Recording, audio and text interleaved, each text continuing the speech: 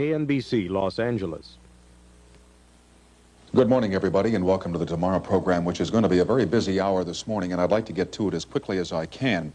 We'll be opening in New York City on the 2nd of December of this year, and as has been our custom when we go to a new city, and New York will be new for us for a time, we'll be opening our house in Studio 8H, which is the Peacock Theater or the old Peanut Gallery, to as many people as we can accommodate there, so that we can get to know the people of New York better, and you in turn hopefully can get to know all of us.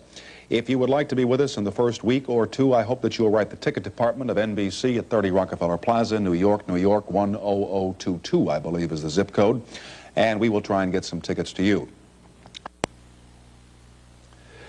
We have all on occasion watched children's television programs and wondered which was the most popular. I am here tonight to tell you that the most popular television program for kids in all of TV land was actually filmed about 40 years ago on some old movie lots which have long since disappeared from Southern California. And if you look at your television sets real closely now, I'll show you just about, 35 or 40 seconds from the most popular kids' TV show. Here it is. Good evening, folks. We open our swing show with a hot number led by that king of swing, Camp Buckwheat.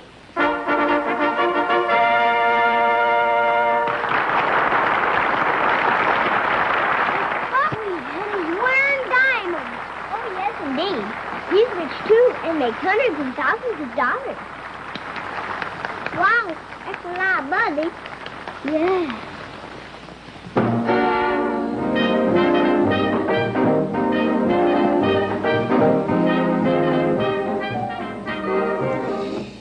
Originally, those were the Our Gang comedies, and they are now running ad infinitum on independent and network-affiliated channels around this country under the title of The Little Rascals. And for those people who have been wondering where are they now, I have them right here, and I'd like to have you meet four of the most popular and famous of all the Little Rascals, starting with Mr. George Spanky McFaarland. Mr. McFaarland has had some questions asked about his career recently, I'm told, and for a long time people didn't know whether he was, let me take off the list here, the host of a kiddie show in Oklahoma, working for an electronics firm in Oklahoma, running a gas station in Texas, living in New Jersey, or was a wealthy business tycoon who had just made a killing on the stock market. And I'm here to tell you that none of the above is true, and we'll find out what he's doing. Next, Mr. Matthew Stymie Beard, who joined the Little Rascals back in 1930, when he was only 5 years old, and for the next 7 years until he got too big. He played the character of Stymie. Darla Hood joined the Rascals in 1936 when she was only 3 years old and quickly became the most popular leading lady. Between 1936 and 43, when she left the group, Darla appeared in over 150 episodes of the Our Gang comedy series, or The Little Rascals. And Billie Thomas, one of the most popular of all the Our Gang characters, was Buckwheat. And he is the one and only Buckwheat who appeared on that series and is still in showbiz. I'm told that he works for Technicolor here in Southern California. And I'm happy to welcome you all here, and I hope that we can trip down memory lane and look back to those good old days on the Hal Roach studio. That's where it was done, was it not? That's right. About half of it, Tom. Yeah. Half of it was done there. We went to MGM, too. The Roach Studios were over in Culver City, huh? Right. And I was there with a news crew the day that a bulldozer came and pushed them down, back in 1964 or 65 or something like that. Now, of all the careers that I listed for you, Spanky, were any of them correct? All of them. Well, if you made a killing on the stock market, what the hell are you doing here? Well, that was that one may not be true, Tom. You forgot to mention hamburgers. And being a lease hound in the oil business, and a couple of other nondescript occupations. But I've been with Philco Ford for 8 years now.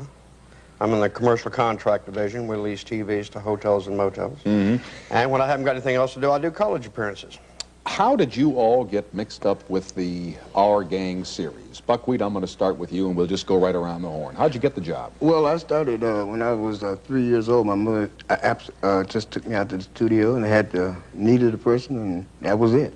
I've been in ever since. Darla? Yeah. Well, mine was a little different. I was born in a small town in Oklahoma, and I was an only child. My mother taught me to sing and dance before I really could talk and walk. And my dancing teacher in Oklahoma City took me to New York on a trip. And Joe Rifkin, who was casting director at Hal Roach at the time, was looking for a little girl. And they let me get up and sing and dance at the floor show at Edison Hotel. And he says, I want that little girl. And that was it. And being the right place at the right time, I guess. And the rest is history. How about you? Well, Stymie? mine was maybe a little different. they was trying to find someone to replace Alan Hoskins, who was Farina, who had gotten too tall. You know, we all grew out of the Our Gang comedy except this dude here. He stayed loose. So he's in there 9 years. Sorry about that. So anyway, they was, you know, taking screen testers, and I think they had about 350, as I'm told, and they finally got me out to the studio somehow or another. My dad was a minister, and he was informed, and my mother and father took me out, and I just walked on and looked at Bob McGowan, who was then the director, and he took one look at me, and he said, "Sign him up, that's who I want." Mm-hmm. So that's how it got started. Spanky? I had an aunt that lived in Fort Worth, Aunt Dottie Fry, and I had to say that, she'd kill me. She lives in Fort Worth, and she sent my picture in. The reason for that being, Tom, that I was doing some local advertising for a local soft drink company in Dallas at the time. What, pictures on billboards or magazines? Yeah, Stuff like that type thing. You know, Look local, at that cute little shaver with a can of Coke. Right, and modeling kids' clothes, you know. And I had some local publicity, so she mailed it in, and I got lucky and stayed for 13 years, you know. Did you have stage mothers and stage fathers and stage aunts? Did they want you to do this?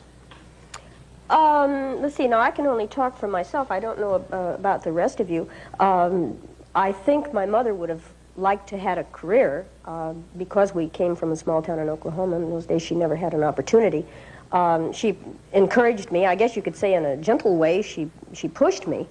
But once I was out of the gang, I continued on. I've never really been out of show business, and she's always been in the background since that. She's never interfered or butted in or anything like that. Billy, did your mom take you out and say, "Now, son, Most this is what I definitely, want right. you to do"? Yeah, she took me and she helped me with, you know, the whole bit, the whole thing that helped me in the show business. This is what she wanted me to do. Mm-hmm. Did they think you were going to make a lot of money from this? And did you make a lot of money from this? It's really none of my business, but I just wonder if... I think we made good money for the times. For the time. Tom. I don't think that, I know I didn't wind up with any. But did your moms or dancing teachers say, "Now, you know, if you do this, Georgie, you're going to make a lot of money and you'll make us..." I don't think money was never mentioned to me. As a matter of fact, when I did my first film, I didn't even know it was a film. I had never seen a movie. I was just told to go out and sing and dance. Apparently, I loved to do it, and I had performed at little, you know, reviews and things that my dancing teacher had put on. Nobody said, "Go out and do this because we need the money at home and it's going to send you through college," or anything like that. It wasn't the classic stage mother story. My mother was, she was beautiful, Big Mama. She loved it. She just loved the life, and she used to push me. You know, I'd go out on an interview and something, and she'd just get right up there in front. She said she loved every bit of it, and she did a lot of extra work herself. She used to double for Louise Beavers, the late Louise Beavers, and Hattie McDaniel. So she just loved the picture business altogether. Mm-hmm. When you were in this thing, and I assume that you were all in it together, your years paralleled each other for a certain time, were you afraid of growing out of it? Did you not want to get bigger, and did you want to stay small so that you could stay in the Our Gang series? I wanted out. I never thought of it, did you? Well, you were there for so long. You know, you're the old man of the group. Right. No, I think it was 43 or something, just before the demise of the gang as a series. I just told my parents, I said, I don't want, you know, I'm tired of it. I don't want to do it anymore. And you're going to have to find, you know, find new something work for else. me. Yes. I couldn't understand William, you know, although I went through the thing with Farina, and then they brought William out when I was getting too large, you know, and I just felt had that funny feeling, you know. I said, "Oh God, I'm getting too large, and they're breaking William in, you know." And you were hearing footsteps. I didn't want to go. Yeah. I really didn't want to go. No, that's funny, because I had a completely different reaction to it. I think maybe it was because I was the only girl. And, yeah, I should have appreciated it, I guess, at the time, you know, to have all these boys around all the time.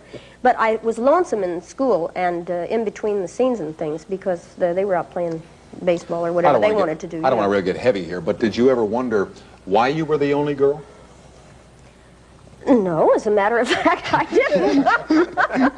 She used to catch it. I really kind of wondered what they wanted me in the gang for, you know, because they could play baseball and do all these other things. But when they told me that I wasn't going to be in the gang anymore, I was delighted because I wanted to go to public school and meet other girls and other friends and be able to, you know, be one of the play and gang. be one of my own gang on my own street. That's you know. neat, going to public school. Boy, did I look forward to that. Yeah, it was a little disappointment, wasn't it? Yeah, it sure was. I found out I wasn't as smart as I thought I was. Let me call our affiliated stations to order here for a message or two, and we'll continue with our gang after these announcements. Thank you. How'd you like to work for me again? Okay. How about you, Alfalfa?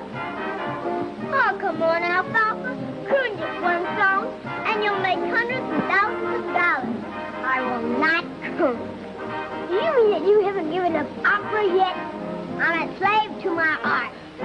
All right, then. Darla, who takes first and get him ready for the act? Come on, Clark. We were so smart. Right. We were so smart, we waived our rights to everything. I think they can show it on Mars or someplace, and we still don't get residuals. I think you're right. That's Maybe the moon. Well, I don't know. It's something about TV and any medium which might be invented. I don't know. It was worded. I didn't read it until I was 21, and by then it was too late. But the bottom line is you get no dough for this. No dough, and I think after 40 years, I mean, you know, just Don't a be little a name. taste. Just a little taste. Don't be a name dropper, Stymie. You know what I mean? Yeah, it's been a long time. I mean, you know. How much do you resent that, William, not getting any? Is that a big bone of contention? No, not really. I would like to have it, though. It would come in handy, you know, but... You know, I always wondered, if they had to pay all of us residuals, would they have ever run them as much as they have run them? Because since 1951, they've been on nationally. You know. I think that considering the popularity of them and the advertising rates, which must be increased if a show has a good following on a local television station. I mean, in every market that I've been, little kids sit and watch these shows, and they sell all of the cereals and the soda pop and the toys and the games and whatever in them. I would certainly think that they probably are making money for the local stations that carry them now. That's true. You know, you can say, we all said, no, we're not getting any residuals. And in a way, I could say, yeah, but in an indirect way. Okay. I mentioned, like, you know, the nostalgia thing. You said that at the top of the show. Okay, I'm capitalizing on that a little bit on the weekends, by doing college appearances. Did a bunch of them last year. I'll be in, I think it's the New York University in New York at Farmingdale, Long Island, in March. I'll be at Pfeiffer College right outside of Raleigh, North Carolina, April the 11th. Do you have a list? Incidentally, this is kind of neat, Tom, because... Do you have a list that you're going to give me now? No, that's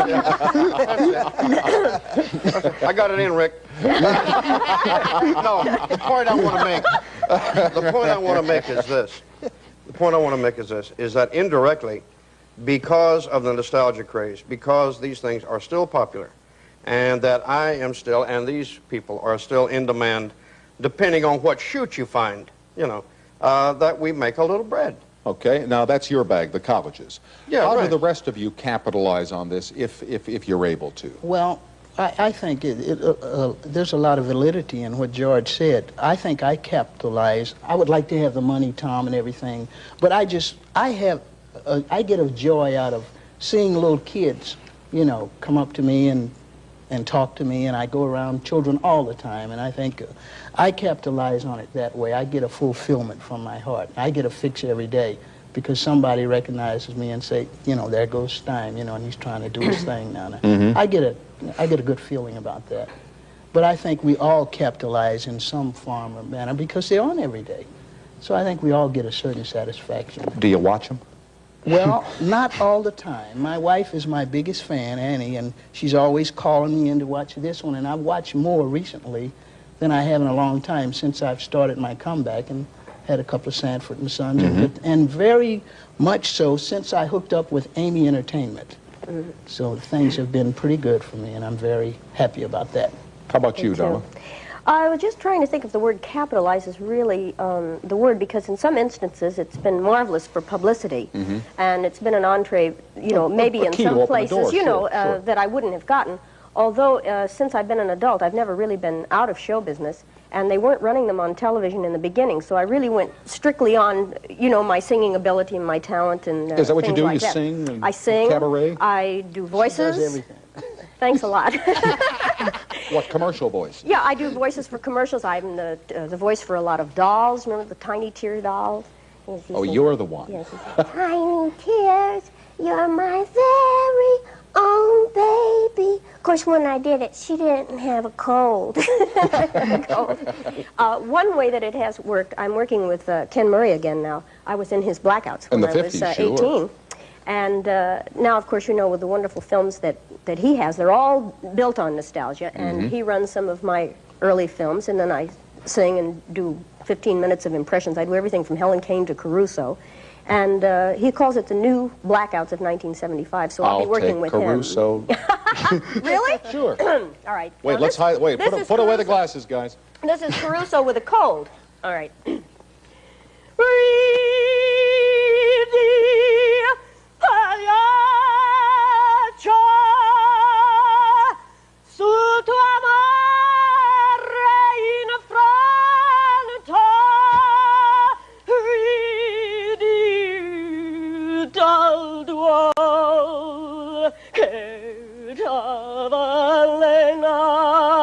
I've got a cold.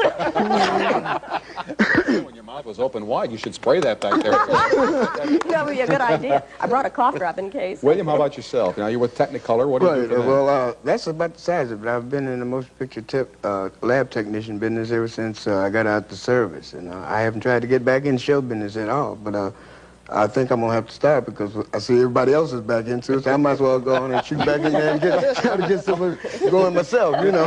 Let me hear your Caruso. No, I can't follow that up. No way. An interesting thing about him, though, when you come back, Tom, ask him about his hobby, which I understand is Tremendous. fantastic. It's very interesting. Yeah. What is your hobby? CB operator, ham radio operator. Citizens Band. Citizens All Band. right, we'll have a few squawks and whistles when tomorrow rolls on from Southern California. And there, coming over the snow, was a flock of polar bears. Polar bear. Yes, sir. What, did somebody die? What do you mean, did somebody die? When Mose Johnson started off in his coffin, he had a flock of polar bears. Well, after we got out of that mess, the crew was taken by malaria. Where did she take them? Who took who? You said malaria took them someplace. I said they were taken by malaria. I didn't even know she was there. Who was there? Why, the lady you was talking about. I was just asking Stymie Beard if that one line, malaria, where did she take you? Did you know that that was funny when you said it?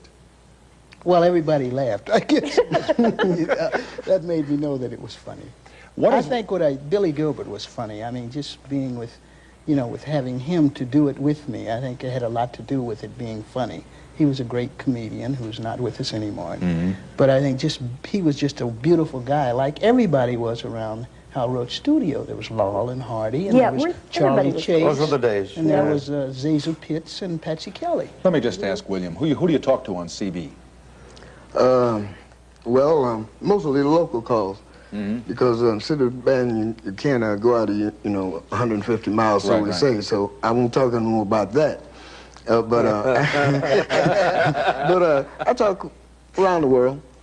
Good hobby for you. It is. It's interesting. He gets up at 6 Sounds o'clock in the morning and fantastic. talk on the... That's great. I don't want to pull apart the format of the Our Gang comedy series, but I must ask you this question. Looking back on these films, and this really applies, I suppose, to Willie and to Stymie, do you feel now that you were stereotyped into being black kids or pickaninnies on these shows, and that your roles were somehow tailored differently from the way Spanky's was? And I really shouldn't put you in this, because maybe as a little girl, yours was tailored into a stereotype too. What do you think about that? Well, I wouldn't necessarily say that. I think about so long ago, 40-some years ago, we was put in a, in a group of children at a very young age, and I think it was sometime that somebody had an idea that this is the way that things should be at this particular time. I think I feel it was great. Some of the lines that I had to say, some of them I don't like, but I never look at it like that. I just try to look at it as mostly a fun thing. We were just a group of kids who were having fun. You weren't made to feel differently on the set? Or No, we all had the same thing. We all stayed together and partied together. And we all were together. And the director, Robert McGowan, was a miracle man. He just had a way with kids, and he used to, we had trouble, we'd get spanked. Gordon Douglas. I've got to ask, if you don't mind, Tom, I've got to ask Buckwheat a question. Because I thought that he has been dead all these years. I went to the same story that everybody else did. I got to give you the quick background. It's like the comedy that was, germane to the comedies, okay? Very low-key stuff that brought Billie laughs. Example, when the gang got the measles, the prop man came around and put the little black spots on Darla and me and us and Carl Schweitzer, Alfalfa, and whoever else was around, okay? But now when they came to Buckwheat, what are you going to do? He's got to have white measles, right? Well, if you say so. Right on. If you think you're going to leave me to that track, you're crazy. I'm not going to have the lines out here.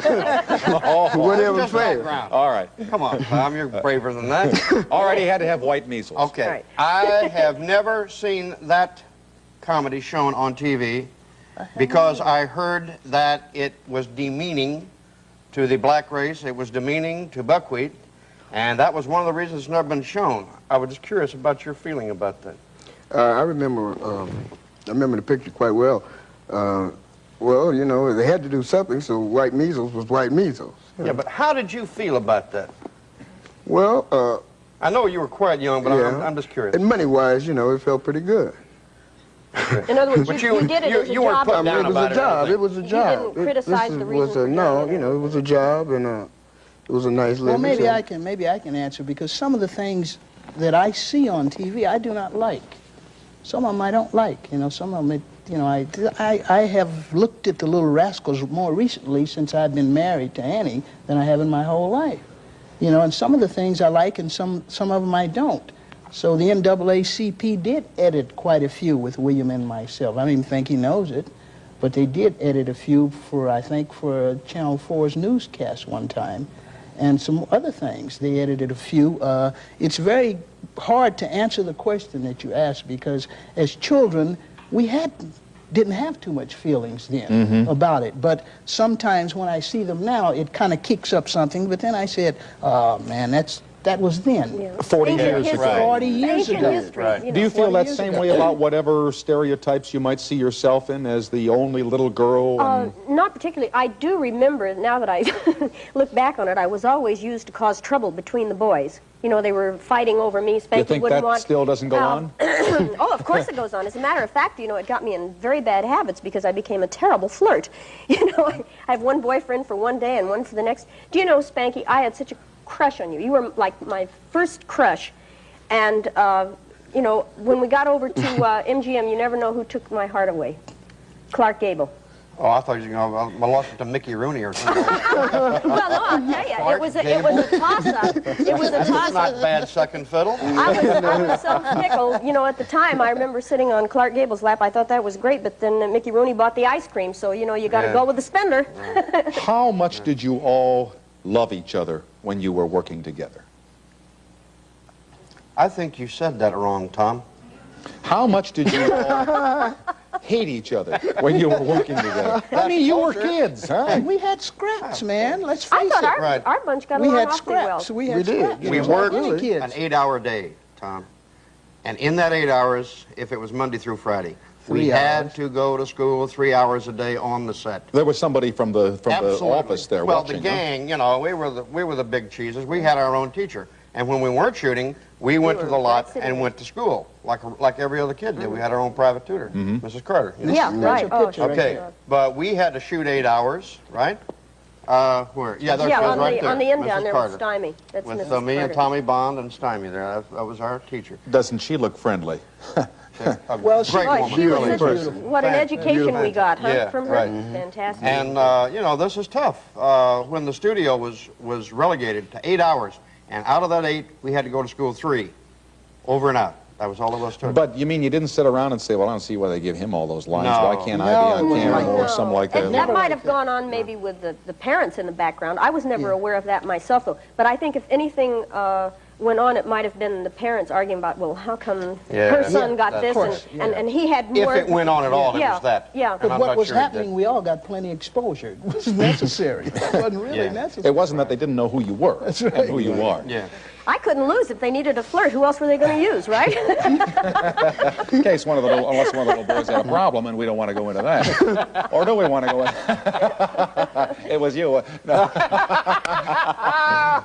The time, Open my mouth. I've got to, well, then it wasn't you. Okay. I've got to go into sex clinics here after these announcements. Now, I know that you've got a book coming out. Will you come visit us in New York? I'd love for all of you to I come would here. just like to say, you know, I'd like to speak for all of us. You know, I've been trying to get this thing together for a long time, and I'd just like to, you know, wish you and your whole staff the very best when you go to New York. And I was hoping we would get to come to do it in New York. Well, I'm going to extend an invitation to all of you now, and I especially want to talk to you about your experiences with Synanon, and you with the colleges, and have you with the imitations, and you with the work in the lab, and whether there were heartaches involved with this, and whether you wish for the good old days, and 152 other questions that I just don't have time for here. So I will extend that invitation to you now, although I can't say exactly when, and we'll get it all together again. And I really Sounds hope that you'll great, Tom. consider I it. appreciate Okay. it. We'd be very My happy to thanks come. to Buckwheat, William Thomas, and to Darla Hood, and to Spanky McFaarland, and to good old Stymie Beard. Here, did you want to hold that, or don't put it on because it's a stereotype? And let me also thank here Channel 52 Kaiser Broadcasting in Los Angeles and King World Productions for making these fantastic films available to us. And we'll continue with the sex clinic right after these announcements. I hope you can all stay Can I on. stay and watch?